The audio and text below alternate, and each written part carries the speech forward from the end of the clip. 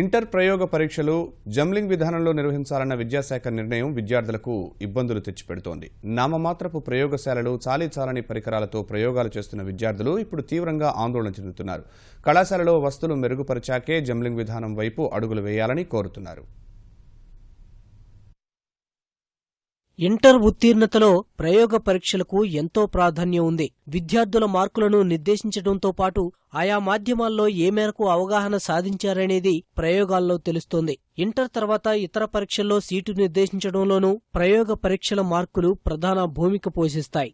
ఈ ఏడాది నుంచి ప్రయోగ పరీక్షలను జంబ్లింగ్ విధానంలో నిర్వహిస్తామని విద్యాశాఖ ప్రకటించడం విద్యార్థుల్లో అలజడి రేపింది. విజయనగరం జిల్లాలోని ప్రభుత్వ, ప్రైవేటు కళాశాలల్లో సరైన ప్రయోగశాలలు లేవు. కొన్ని చోట్ల విద్యార్థుల సంఖ్యకు అవసరమైన రసాయనాలు, పరికరాలు లేవు.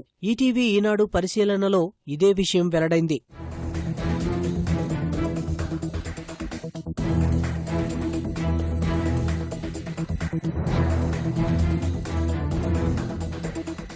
జిల్లాలో 170 జూనియర్ కళాశాలలు ఉండగా అందులో 80% మేర పూర్తిస్థాయి పరికరాలు లేవు. మొక్కుబడిగా ప్రయోగ పరీక్షలు నిర్వహిస్తున్న యాజమాన్యాలు పర్యవేక్షకునికి కొంత మొత్తం చెల్లించి విద్యార్థులను ఉత్తీర్ణులు చేస్తున్నారు. ఈ పరిస్థితుల్లో జంబ్లింగ్ విధానం రావడం విద్యార్థుల్ని కలవరపెడుతోంది. ప్రభుత్వ కళాశాలలలో సరైన సౌకర్యాలు లేవని తెలిసినా నూతన విధానంలో పరీక్షలు నిర్వహిస్తే మార్కులు తగ్గి ఎంసెట్ వెయిటేజీ కోల్పోతామని ఆవేదన వ్యక్తం చేస్తున్నారు.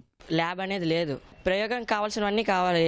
ఇక మా కాలేజీలో కూడా లేవు, అక్కడ కూడా లేవు. అవి అసలు ప్రాక్టికల్స్ అంటే ఏంటి కరెక్ట్గా తెలియదు. ఇంతవరకు ప్రాక్టికల్స్ అనేది చేయలేదు. అండ్ జంబ్లింగ్ అంటే అలాంటిది వేరే దగ్గరికి వెళ్ళి ఎలా చేయగలం అనేది మాకు కొంచెం కూడా అవగాహన లేదు. మేము ప్రాక్టికల్స్ చేయగలుగుతున్నాం కానీ కొన్ని చేయగలుగుతున్నాం, కొన్ని చేయలేకపోతున్నాం. గ్యాస్ కనెక్షన్ కావాలి, నెక్స్ట్ వాటర్ మెయిన్ ఇంపార్టెంట్. అది లేకపోతే మాకు అసలు ప్రాక్టికల్ చేయడమే అవ్వదు. ఇక్కడ మాకు ప్రాక్టికల్స్ చేయడానికి అసలు కావాల్సిన పరికరాలు ఏటీ లేవు. ప్రాక్టీస్ చేయడానికి ఉంటే మేము గ్యారంటీ జంబ్లింగ్ చేద్దాము, కానీ మాకు ప్రాక్టీస్ చేయడానికి కూడా ల్యాబ్లు అవేంటి లేవు.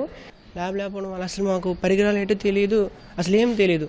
అదే వేరే కాలేజీలకు వెళ్ళినా ఏం చేయలేము. జంబ్లింగ్ అయిన తర్వాత మాకు మార్క్స్ కూడా ఏం రావు. ప్రభుత్వ కళాశాల ప్రయోగశాలల్లో అవసరమైన పరికరాలు, రసాయనాలు లేక ఇబ్బందులు పడుతున్న మాట వాస్తవమేనని అధ్యాపకులు అంగీకరిస్తున్నారు.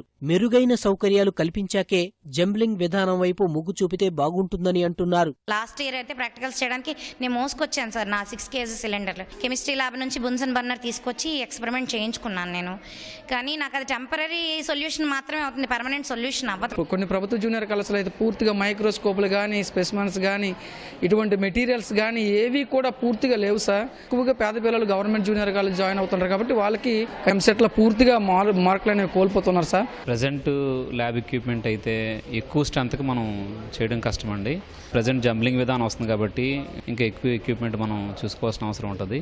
ఉన్నతాధికారులు మాత్రం ఎక్కడా సమస్యలు లేవని, ప్రయోగశాలలు లేని కళాశాలలపై చర్యలు తీసుకుంటామని చెబుతున్నారు.